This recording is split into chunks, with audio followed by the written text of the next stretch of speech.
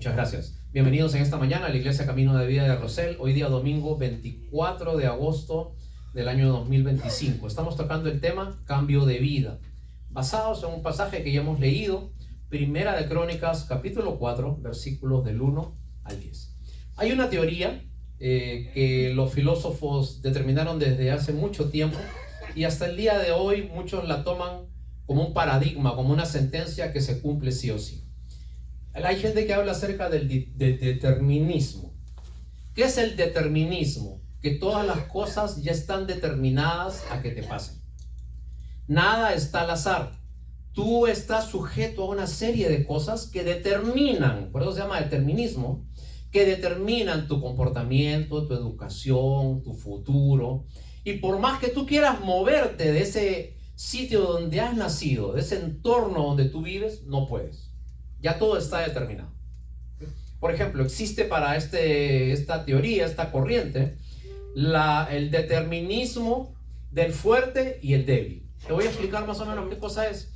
Por ejemplo, el determinismo del fuerte hace que una persona que ha nacido, por decirte, en Europa, que es mucho más alto, mucho más fuerte y tiene una contextura física más presencia que una persona que vive, por ejemplo, en Asia o en Latinoamérica, está determinado que esa persona le vaya mejor en la vida, porque está constituido físicamente para poder sobrevivir a más penalidades en la vida. Entonces, por su contextura física, está determinado a que esa persona pueda sobresalir en la vida. Hay, por ejemplo, el determinismo económico. El determinismo económico dice que las personas que nacen en países desarrollados tienen muchísimas más posibilidades de salir adelante en la vida que una persona que ha nacido en el tercer mundo, con muchas posibilidades de ir al cuarto. ¿Okay? Es bien difícil salir de ese entorno.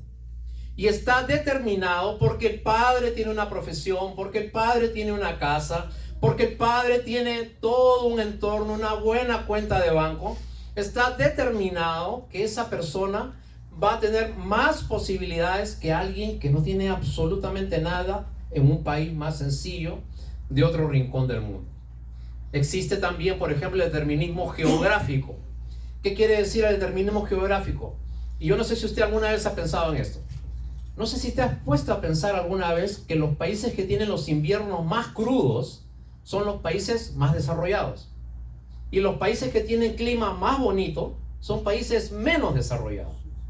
Y el determinismo geográfico dice que los que viven en sitios que pasan climas extremos, por ejemplo Europa o arriba, ¿no? Toda la sección de Estados Unidos, ¿por qué les va mejor en la vida? Porque como ellos tienen tiempos difíciles de invierno y el invierno es muy crudo, entonces ellos se dedican a guardar para que en el tiempo fuerte ellos puedan tener algo con que sobrevivir.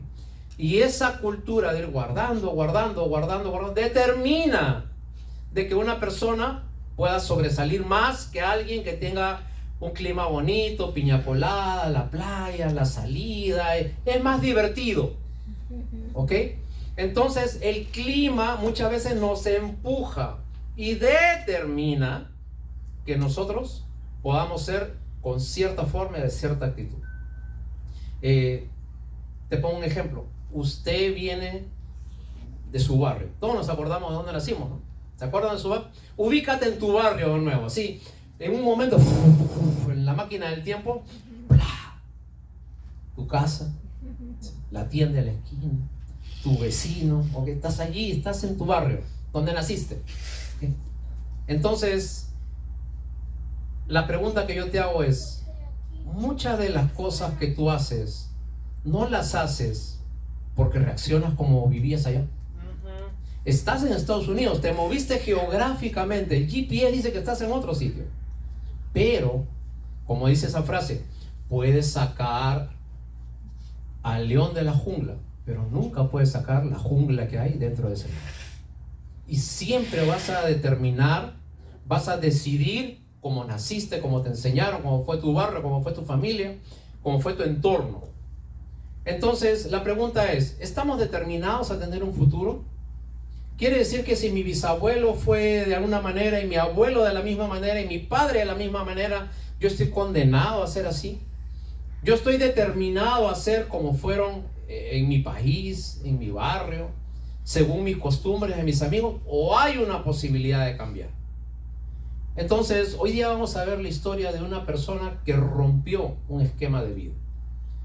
Vemos acá en Primera de Crónicas, capítulo 4, versículo 1 en adelante, una serie de nombres. Quizás si tú comienzas a leer el versículo 1, versículo 2, versículo 4, y en el versículo 5, ¡plá!, cierras tu Biblia. Ahí abandono. Porque ves una serie de nombres y nombres y nombres y nombres. Y la pregunta es, ¿para qué me sirven estos nombres, pastor? ¿Qué quiere decirme la Biblia con esto? Y aparte de que para darte una posibilidad para cuando tengas hijos y puedas escoger un nombre para ellos, es una primera opción que tienes con Primera de Crónicas 4. La segunda opción que tienes es que las genealogías o el árbol genealógico, que es lo que nosotros estamos viendo acá, son el compromiso de Dios de que nadie que pasó por su pueblo va a ser olvidado. Dios tiene en su mente y en su corazón, uno por uno determinados quienes permanecieron en su pueblo. Y a pesar de que tú no los conozcas, Dios sí los conoce. A pesar de que muchos de aquí sean solamente un nombre para ti, para Dios son una persona especial. La Biblia dice que Dios nos tiene esculpidos en su mano y allí tiene nuestro rostro y sabe nuestro nombre. Así que cuando veas la genealogía, no la tengas en poco. Tú también serás parte de una genealogía en algún momento. Tú también serás o una foto o un recuerdo en algún momento. ¿Te has puesto a pensar en eso o no? Cuando tú pases, tú vas a hacer un recuerdo o un cuadrito por ahí. De repente así vas. Y ese vas a hacer tú. Ahora, lo más triste, ¿saben qué cosa es? Que está comprobado que tú solamente te acuerdas de tus antepasados, tu árbol genealógico o tu genealogía hasta la bisabuela nada más. De ahí para atrás ya nadie se acuerda de ti. Y conforme pasen más años, serás olvidado. A ver, un ejercicio. El nombre de tu mamá, obviamente que te acuerdas, ¿no es cierto? ¿El nombre de tu abuela te acuerdas o no? Sí. Ok. ¿Te acuerdas el nombre de la mamá de tu abuela o no? No. Ah, ya ves, hasta ahí ya estamos llegando. ¿Te acuerdas el nombre de la mamá de tu mamá de tu mamá? ¿Te das cuenta que solamente llegamos hasta cierto límite nada más? Entonces, de ahí para atrás, ya usted pasará a ser solamente un recuerdo. ¿Ok? Ahora, dentro de cada uno de estos nombres que existe, nosotros vemos primeramente que la vida es pasajera. La vida es un soplo, como dice Salomón. La vida va y viene. Y de entre todo este grupo de personas de la tribu de Judá, porque dice el versículo 1, los hijos de Judá, así comienza.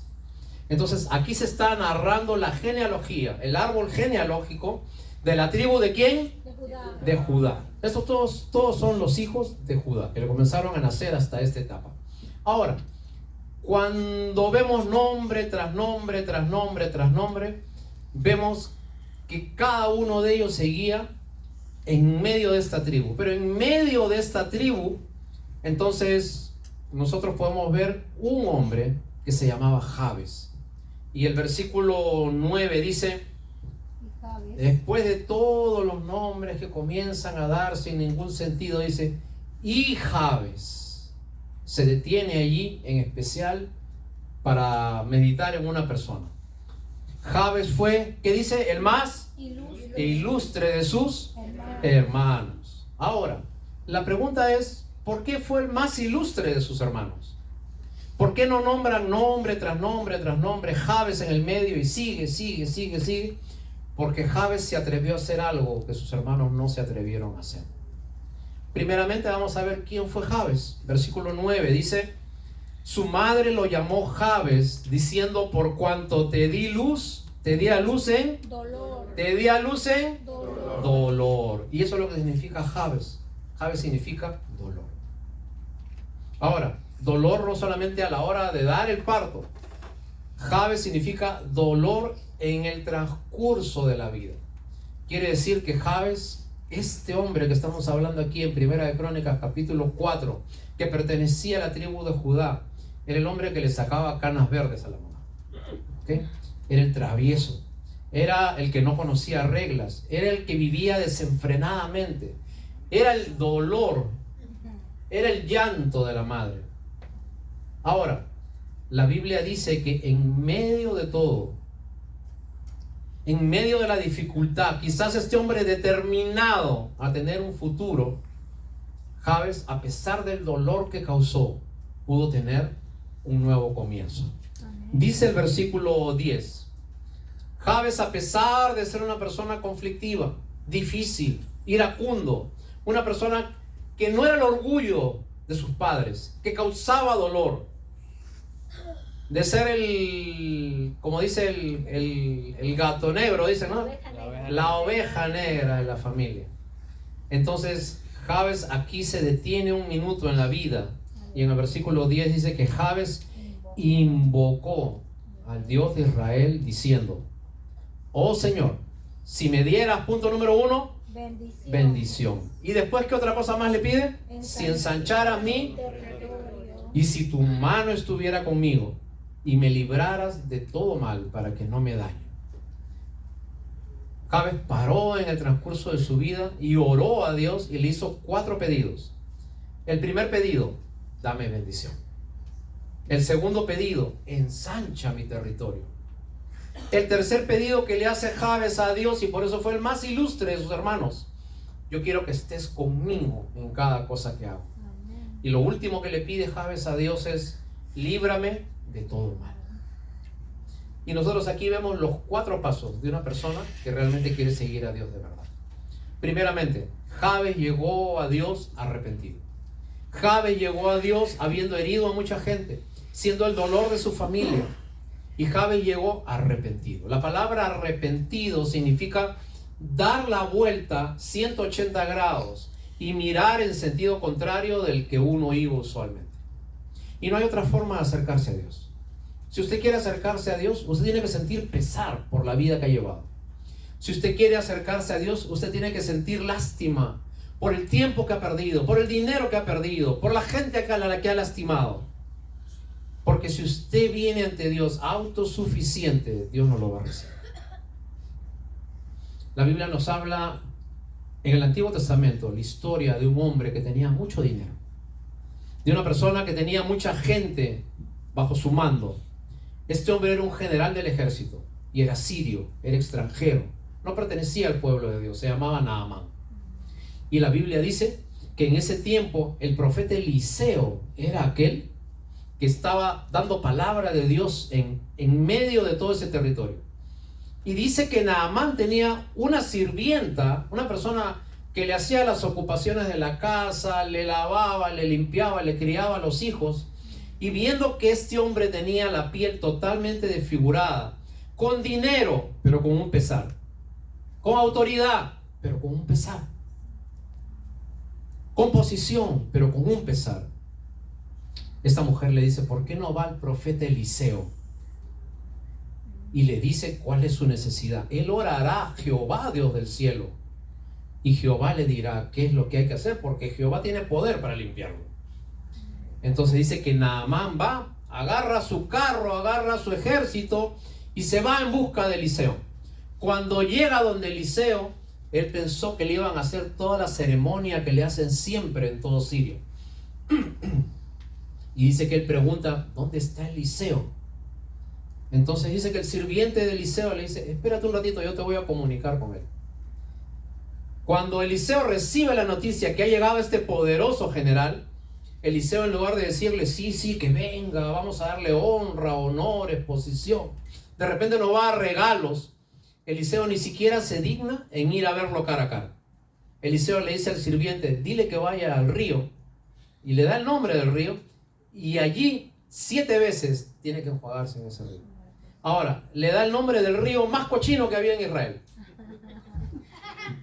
lleno de algas, con piedras, ¿no es cierto? ¿Cómo se llama? Aguamala, malagua, todo eso está ahí flotando. Entonces Naamán dice: y no ha querido venir a mí y decírmelo personalmente. Y el sirviente le dice, cálmese, señor, usted lo que quiere es el milagro, no ver al profeta. Y Naamán va, y Naamán ve y le dice, habiendo tantos ríos hermosos en Siria, ¿tengo que venir a tirarme delante de este río? El sirviente le dice, no hay otra. Eso es lo que Jehová dice. Se tira la primera vez, sale con un alga acá y un muy muy acá en la boca. Mira cómo estoy. Siga, y se tira 2, 3, 4 veces. Y seguramente algunos de sus oficiales, cada vez que lo veían salir todo sucio, embarrado, lo veían y sí, siga, señor, sí. Pero él tenía que obedecer y se tiró las 7 veces que Dios le dijo. Y cuando salió de la 7ª vez, dice que su piel era limpia como la piel de un bebé. Porque Dios busca humillación antes de darte bendición. Te repito, Dios busca humillación antes de darte. Si usted no se humilla delante de Dios y si usted no le dice, Señor, acepto seguir todo lo que tú me dices, Dios nunca te va a bendecir. Cuando tú dices, esto sí, cuando tú vas a un buffet, ¿no? ¿Has hecho algún buffet alguna vez? Claro. Ok, tú pagas una tarifa, tienes ahí todas las bandejas. Esto sí. No, eso no. Esto sí, ¿no? Y los camarones, ok. Escoges lo que te gusta. Ahora, cuando tú quieres hacer eso con la Biblia, con Dios, ¿no? Esto sí me gusta. Ah, no, eso todavía no me gusta. Esto sí me gusta. No, esto no me gusta. Entonces, esa no es una manera de acercarse a Dios. Dios solamente acepta a los que se humillan. Dios bendice a los obedientes. Así que esto no es un llamado al éxito. Esto es un llamado al altar. Esto es un llamado a que tú conozcas de Dios. Hay 4 pasos en la vida de fe. Primero, esto no lo sabía. Punto número 1. Segundo paso en la vida de fe. Esto no lo entendía. Te repito, primer paso, esto no lo sabía. Segundo paso, esto no lo entendía. Tercer paso, esto no lo creía. Y el cuarto paso es entregarte totalmente a Dios. Yo no sé si usted está en el paso de esto no lo sabía. Ah, mira, eso no lo sabía. Nadie me había enseñado. Quizás usted ya subió un poquitito más. Oh, esto no lo entendía. Ahora ya le entiendo, pastor. Con el chistecito que me hizo ya le entendí, ¿no? Ay, sí, ya te entiendo un poquito más. Ahora, falta un tercer paso. El tercer paso es no solamente saberlo, entenderlo, y no creer que si tú lo practicas, entonces Dios va a trabajar conforme te lo dice. Te pongo un ejemplo. Tú estás con gripe, ¿ok? Y entonces va un doctor y te hace la receta y te dice, tómate esta pastilla, ¿no? Gripetotón de 500, ¿cierto? Y tú vas a la farmacia y te compras tu gripetotón de 500. Ahora te dice, tómate uno después de cada comida. Entonces tú dices, pero yo me quiero sanar rápido. Entonces no me tomo uno después de cada comida, me tomo 5 después de cada comida para que el efecto sea más rápido. Ahora, ¿qué te pasa? Te mueres. ¿Funciona o no funciona? No. Ahora, si te lo tomas antes de la comida, ¿funciona o no funciona? Tampoco. Si te lo tomas en una de las 3 comidas, ¿funciona o no funciona? Tienes que hacerlo conforme el doctor te lo está recetando. Porque el doctor sabe, ha estudiado y ha probado con todos sus pacientes que esa es la forma de hacer. Con las cosas de la fe sucede igual. Dios tiene sus recetas hermosas que están aquí. Pero tienes que tomarlas de acuerdo al diseño que Dios te da. No a tu forma, a su forma. No como tú quieres, como Él quiere. No en tu momento, a su momento. Si la Biblia te dice que todos los días el Señor Jesús se levantaba muy de mañana, siendo aún muy oscuro, y se levantaba a orar, ¿qué es lo que tienes que hacer tú? Lo mismo. Siendo aún muy de mañana, siendo aún muy oscuro, el Señor Jesús iba a un lugar aparte y se iba a orar. Entonces yo tengo que comenzar a hacer lo mismo que dice la Biblia, ¿cierto? Entonces, esa es la forma en que Dios trabaja. Y hermanos, Jabes estaba determinado por el tipo de familia que él tenía. La tribu de Judá era caracterizada por gente muy guerrera, gente violenta, gente de carácter fuerte, gente que respondía feo, eran toscos para trabajar. Cada vez que el pueblo de Israel salía a una guerra, la primera tribu que salía era la tribu de Judá. Así que la tribu de Judá, por naturaleza, eran gente atrevidos, guerreros, que lograban todo a la fuerza, a empujones. Y ese era el estilo de vida que Jabes había aprendido de todos sus antepasados. Porque tal cual fue Judá, así fueron todos sus hijos. Pero Jabes sabía que a pesar de que al haber hecho eso y al haber creado dolor, porque Jabes significaba dolor, él no estaba determinado a ser así. Y Jabes se detuvo y arrepentido buscó al Dios de los cielos y le dijo: si me dieras bendición, si ensancharas mi territorio y si estás conmigo en todo lo que haces y me libras de todo mal, entonces yo estaré contigo. Y la Biblia dice que Dios le dio lo que pidió. Así que yo te digo algo, piensa un ratito. A ver, quiero hacer un ejercicio. Piensa un rato cómo es tu familia. ¿Te ubicas? Haz una reunión, mentalmente haz una reunión, ahorita una reunión de Navidad, por ejemplo. Junta a tu papá, a tus abuelos, a tus tíos, a tus hermanos, a tus sobrinos y llena la casa mentalmente un ratito. ¿Puedes hacer ese ejercicio? Ok. A ver, entonces vas a encontrar al tío medio loco, a la tía gritona, al sobrino travieso, a toda esa gente júntala allí. Y quieras o no quieras, tú estás determinado a ser un poquito como ellos. Porque tú, sin saberlo, has asumido actitudes de ellos. Entonces, ¿sabes qué pasa? Tienes lo que se llama un ADN. ¿Ok? Y ese ADN es lo que determina cómo te comportas, cómo reaccionas, cómo eres y cómo decides finalmente. Tienes un linaje. Tu sangre te dicta cómo es que tú vas a ser. Vuelvo a la pregunta de un comienzo. ¿Está determinado que yo sea de una forma?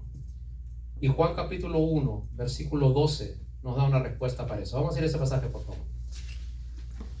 Juan capítulo 1, versículo 12. Vamos a leer desde el 11. Evangelio de Juan, capítulo 1, versículo 11.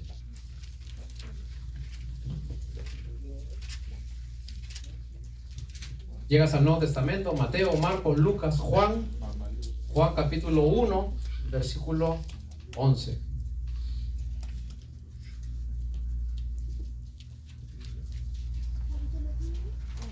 Me parece que la mayoría ya lo tenemos ya. Juan capítulo 1, versículo 11.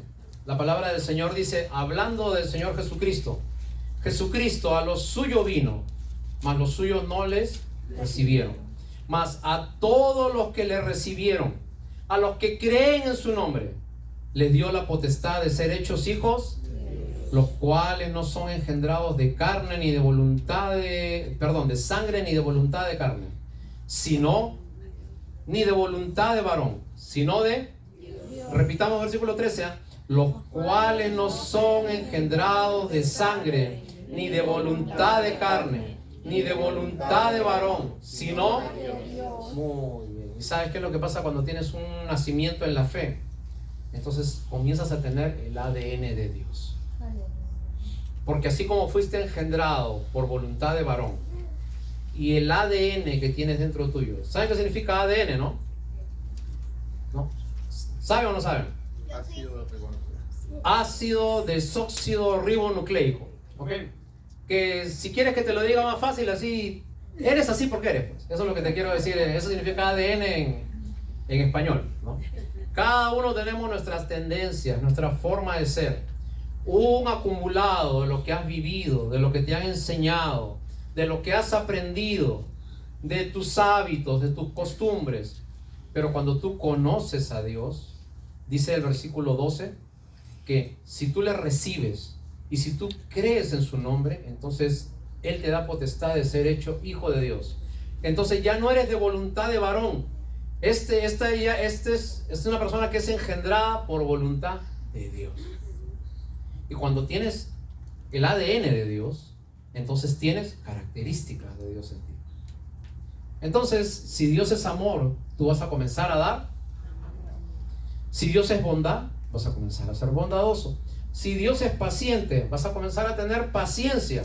Si Dios es misericordioso, vas a tener misericordia con el difícil de tratar. ¿Qué es lo que está pasando? Estás hecho a imagen y semejanza de Dios. Representas a Dios en la tierra. Y tienes una nueva línea de fe.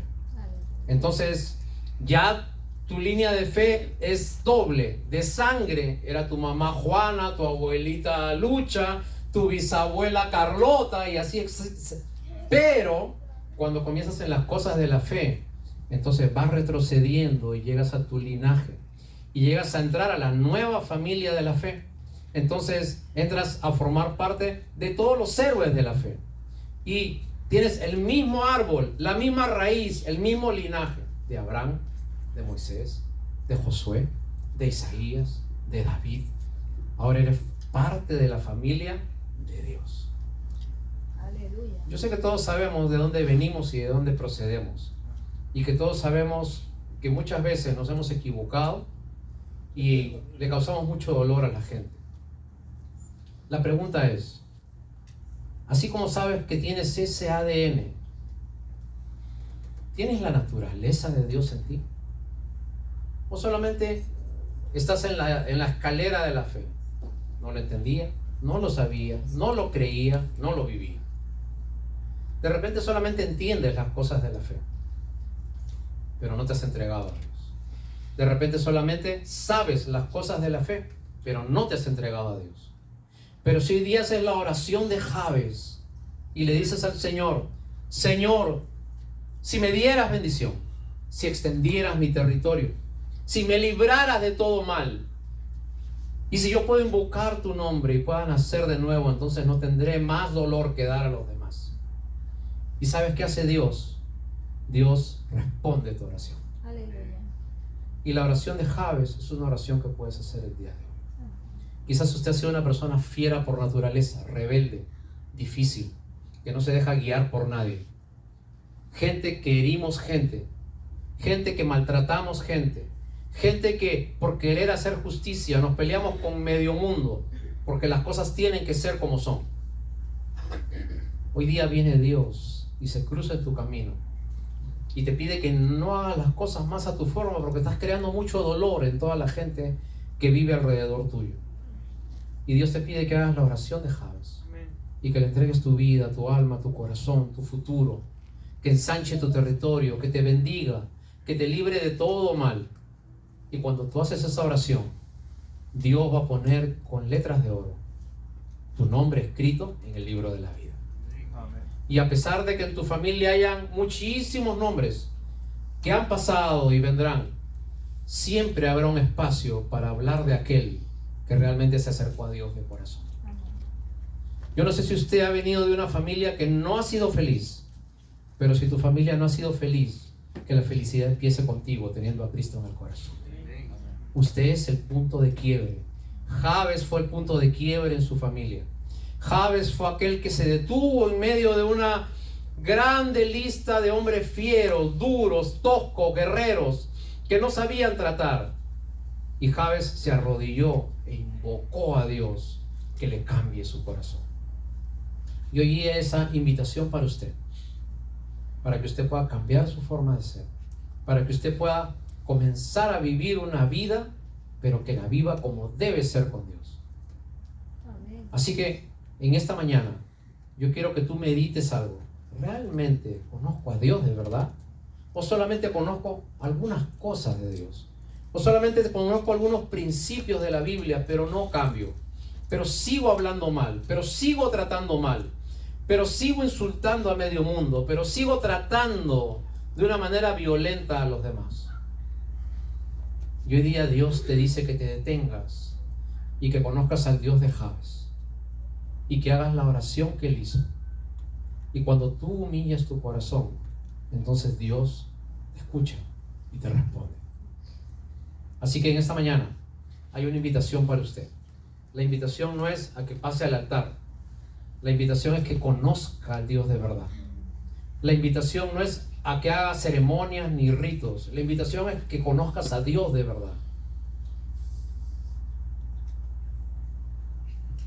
Y yo lo conozco a la mayoría de ustedes mucho tiempo. Y sé la mayoría de sus vidas y de sus historias. Y lo que tú me cuentas, yo también lo sé porque me lo cuentan a mí. Pero así como eres, con tus dificultades, con tus problemas, con tus situaciones, hoy día se cruza en tu camino el Dios de Jabes, el Dios de tu familia, el Dios que sabe tu pasado, el Dios que sabe de dónde vienes, de dónde provienes, cómo te has criado, tus dolores, por qué respondes como respondes, por qué te defiendes al haber sido herido, por qué pones corazas dentro tuyo. Y Dios quiere que hoy día hagas un punto de quiebre y que seas engendrado, ya no de familia, que seas engendrado por Dios. Dios no parcha, Dios no arregla, Dios no compone, Dios no surce. Dios lo que hace es hace nuevo. Segunda de Corintios 5:17 dice: de modo que si alguno está en Cristo, nueva criatura es. Las cosas viejas pasaron y todas son hechas. Ahora, tú puedes escuchar este mensaje y decir: pastor, bien, le entendí, muchas gracias, ya me voy. Y puedes seguir haciendo tu vida. Pero cuando tú haces eso y no cambias, entonces algo va a pasar dentro tuyo. Dios va a quitar de ti su bendición. La Biblia dice: Jehová, y hemos cantado, ¿no? Jehová atiende al humilde, mas mira de lejos al altivo. Y el altivo es aquel que conoce las cosas de Dios y no las practica. El altivo es aquel que sabe cuál es su pecado y no lo deja. Altivo es aquel que reconoce qué cosa es su debilidad, pero no se le entrega a Dios. Pero sigue viviendo con su mochila en la espalda y anda ahí, y puede andar añísimos así y seguir viniendo a una iglesia y seguir ofrendando y seguir haciendo 40 cosas de Dios, pero no para Dios. Así que yo te invito en esta mañana y te pido y te ruego, como embajadores de Cristo, reconcíliate con Dios. Vuelve a cuentas con Dios. Haz las cosas como Dios te pide. Haz la oración de Jabes. Y no importa cuánto dolor hayas causado, no importa cuántas veces te hayas equivocado, lo importante es, si tú quieres comenzar de nuevo y formar parte de todo este gran grupo de personas a los que Dios se detiene un rato y les da un tiempo especial, porque realmente quisieron buscar a Dios de todo corazón. ¿Lo harás? Muy bien, nos ponemos de pie, vamos a orar. Vamos a dar gracias al Señor en este momento.